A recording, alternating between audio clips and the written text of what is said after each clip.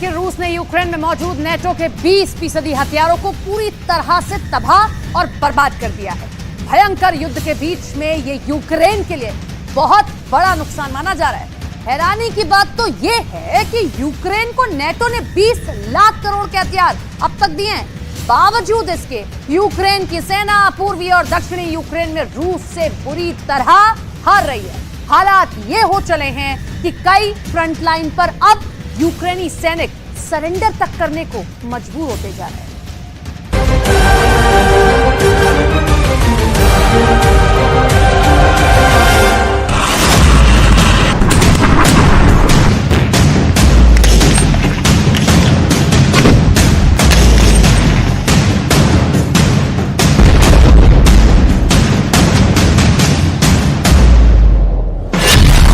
दो हफ्ते में यूक्रेन का सरेंडर।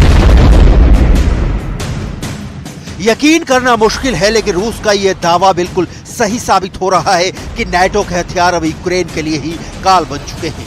ज़ेलेंस्की को जब नाटो ने हथियार दिए थे, तब से यही दावा किया गया था कि 20 लाख करोड़ के हथियार यूक्रेन सेना को ऐसी जबरदस्त ताकत दे चुके हैं जो पुतिन की सेना महज 15 दिन में घुटने टेकने पर मजबूर कर देंगे। लेकिन देखिए, पिछले 4 महीने से रूस चुन चुन कर नाटो के हथियारों को यूक्रेन की जमीन पर तबाह कर रहा है। अब तो दुनिया के कई डिफेंस एक्सपर्ट ने यहां तक दावा कर दिया है कि पिछले 2 हफ्ते में रूस ने यूक्रेन के 20% हथियारों को तबाह करके रख दिया है। हम आपको आगे बताएंगे कि कैसे रूस ने यूक्रेन को मिले हथियारों को तबाह किया है और क्यों नाटो अब यूक्रेन को और ज्यादा घातक हथियार देने से मना कर रहा है। 20% हारा नाटो। दक्षिणी और पूर्वी यूक्रेन में तो यूक्रेनी सेना को पिछले 2 हफ्तों में जबरदस्त नुकसान हुआ है। हालात ये हो गए हैं कि करीब 1000 किलोमीटर की फ्रंट लाइन पर रूस ने 12 गुना हमले तेज कर दिए हैं। यूक्रेन की सेना रूस की सेना से आमने सामने की जंग के बजाय तोप, टैंक और रॉकेट से हमले ज्यादा कर रही है। डिफेंस एक्सपर्ट के मुताबिक यूक्रेनी सेना ऐसा इसलिए कर रही है क्योंकि आमने सामने की जंग में पिछले 10 दिनों में यूक्रेन के 7000 सैनिक मारे जा चुके हैं। इसलिए यूक्रेनी सेना सबसे ज्यादा तोपखाने का इस्तेमाल कर रही है, जबकि नाटो यूक्रेन पर दबाव बना रहा है कि रूसी सेना पर घुसकर हमला करो ताकि रूसी सेना से यूक्रेन के इलाके छीने जा सके। लेकिन जैसे ही यूक्रेनी सैनिक रूसी सेना से सीधा मुकाबला कर रहे हैं, या तो बहुत बड़ी संख्या में मारे जा रहे हैं या फिर यूक्रेनी सैनिक सरेंडर कर रहे हैं। रूसी सेना का दावा है कि पिछले 5 दिन में सैकड़ों यूक्रेनी सैनिक सरेंडर कर चुके हैं। पूर्वी और दक्षिणी यूक्रेन में चल रही भीषण जंग ने यूक्रेन की कमर तोड़कर रख दी है। 2 हफ्ते में यूक्रेन का सरेंडर। पुतिन ने पिछले 3 हफ्तों से यूक्रेन के दक्षिणी और पूर्वी इलाकों पर सबसे ज्यादा खौफनाक हमले किए हैं। हैरानी की बात तो यह है कि रूस की सेना नाटो के हथियारों के पीछे हाथ धोकर पड़ी है। नाटो के Leopard 2 tank, Challenger tank, HIMARS rocket और पैट्रियट मिसाइल सिस्टम को धमाकों के साथ उड़ाया जा रहा है।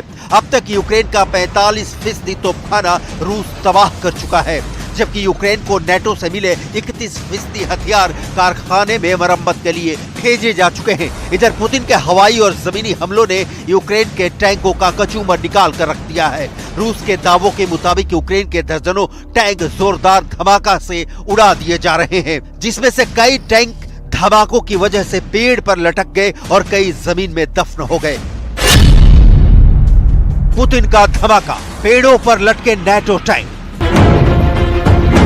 इस वक्त रूस ने 250 लड़ाकू विमान और 3000 टैंकों से यूक्रेन के पूर्वी और दक्षिणी इलाके में कोहराम मचा रखा है। ओदेसा, खार्किव में यूक्रेन के बंदरगाह से लेकर बस्तियां तक तबाह हो चुकी हैं।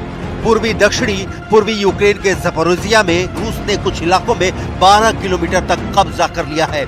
ऐसे में सवाल उठ रहे हैं, तो फिर यूक्रेन को मिले नाटो से हथियार क्या कर रहे हैं? क्या नाटो के हथियार रूसी सेना के सामने नाकाम हो रहे हैं? पश्चिमी मीडिया की एक रिपोर्ट में नाटो के हथियारों पर सनसनीखेज दावा किया गया है।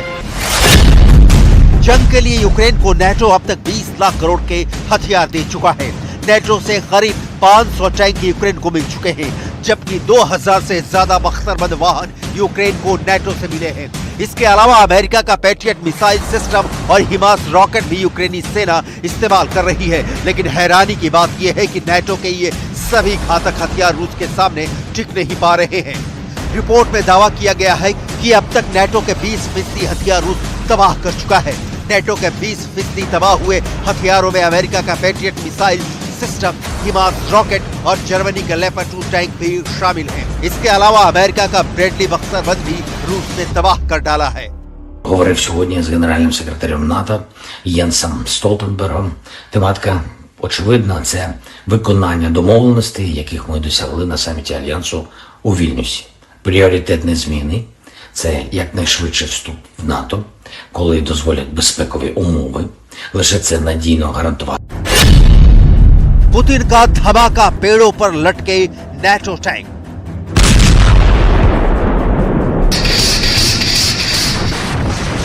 पूर्व से दक्षिण तक पिछले 24 से 36 घंटे के अंदर रूसी सेनाएं यूक्रेनी सेना पर भारी पड़ती दिख रही हैं। हारते और पिटते यूक्रेन की हालत देखकर America, France, Britain, Germany, Poland जैसे नाटो देश भी यूक्रेनी सेना के काउंटर अटैक को लेकर बेहद नाराज होने लगे हैं। उन्हें ऐसा लग रहा है कि यूक्रेन अपने युद्ध में नाटो को जानबूझकर इतना ज्यादा फंसा रहा है ताकि नाटो को रूस के खिलाफ सीधा युद्ध करने के लिए मजबूर होना पड़े। रूस ने जिस तरह से यूक्रेन के खार्किव में ट्रिपल अटैक किया है वो हैरान करने वाला है। 1 लाख सैनिकों के साथ लगभग 1000 टैंकों से हमला नाटो और यूक्रेन के होश उड़ाने वाले साबित हो रहे हैं। इधर ज़ेलेंस्की ने नाटो पर भड़कते हुए साफ कह दिया है कि अगर 72 घंटे में बिगड़े हालातों को नहीं संभाला गया तो फिर कुछ भी हो सकता है। लेकिन रूसी सेना की तरफ से जो तस्वीरें जारी की गई हैं वो हैरान करने वाली हैं। रूस ने लोकेशन तो नहीं बताई है लेकिन दावा किया है कि यूक्रेनी सैनिक अपनी जान बचाने के लिए तेजी से सरेंडर कर रहे हैं। यूक्रेनी सैनिकों का सरेंडर। रूसी सेना ने यह नहीं बताया है कि पूर्वी और दक्षिणी यूक्रेन के किस इलाके में यूक्रेनी सैनिकों ने सरेंडर किया है, लेकिन दावा किया गया है कि 200 से ज्यादा यूक्रेनी सैनिकों ने पिछले 5 दिन में सरेंडर किया है। कुछ रिपोर्ट के मुताबिक यूक्रेनी सेना ने ज़पोरिजिया के ओरिखेव और रोबोटिन इलाके में सरेंडर किया है, लेकिन इसकी पुष्टि नहीं हो पाई है। दावा यह भी किया जा रहा है कि यूक्रेनी सैनिक इसलिए भी सरेंडर कर रहे हैं ताकि उनकी जान बच सके। अगर यूक्रेनी सैनिक वापस भागते हैं तो यूक्रेन के सैनिक ही उन्हें मार देंगे।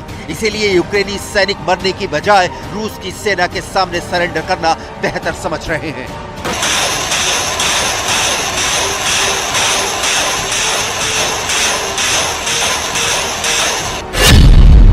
दो हफ्ते में यूक्रेन का सरेंडर। В Запорожском направлении после провала наступления вооруженные силы Украины севернее населенного пункта Работино Запорожской области вооруженными силами Российской Федерации нанесены сосредоточенные удары высокоточным оружием большой дальности. रूस का यहां तक दावा है कि महज 4 दिन की प्रचंड जंग में ज़पोरिजिया की लिमन फ्रंट लाइन पर रूसी सेना ने 12 किलोमीटर इलाके पर कब्जा कर लिया है। ज़पोरिजिया के ओरिखेव और रोबोटिन यूक्रेन पर पिछले 24 घंटे में पुतिन ने 2 तरह के हमले बेहद तेज कर दिए हैं। हम आपको बता दें, रूस की सेना ओदेसा और खार्किव में अलग अलग टारगेट पर हमला कर रही है। पहले खार्किव के बारे में समझ लीजिए। पुतिन की सेना 350 वर्ग किलोमीटर में फैले खार्किव इलाके पर 1 लाख सैनिक, 555 तोप, 370 एवएलआरएस और 900 टैंक से स्टॉर्म जेड हमले शुरू कर दिए हैं। आप इसी से अंदाजा लगा सकते हैं कि महज 48 घंटे के अंदर रूस ने खार्किव में 10% इलाके पर कंट्रोल करने का दावा किया है। 20% हारा नाटो। वहीं अगर यूक्रेन के ओदेसा की बात करें तो यहां पर पुतिन यूक्रेन को दाने दाने के लिए मोहताज कर रहे हैं। क्राइमिया पुल पर हुए हमले के बाद से रूस की सेना मिसाइल, रॉकेट और तोपखाने से यूक्रेन के अनाज भंडारों को चुन चुन कर निशाना बना रही है। रूस के दावों के मुताबिक उनकी सेना ने ओदेसा के गोदाम में भरा हुआ 70,000 टन अनाज तबाह कर डाला है, जबकि ज़ेलेंस्की का दावा है कि रूस ने 10 लाख टन अनाज भीषण हमलों में बर्बाद कर दिया है। यहाँ तक कि रूस ने यूक्रेन का 60,000 टन अनाज अपने कब्जे में ले लिया है। Сьогодні я з главою уряду Ірландії. Він був в Україні з візитом. Ірландія – один з найбільших енергійних наших партнерів в Європі. І хоч країна нейтральна, ірландці не залишаються нейтральними до моральних викликів. В умовах такої агресії вони чітко на світлому боці історії і допомагають нам як політично, так і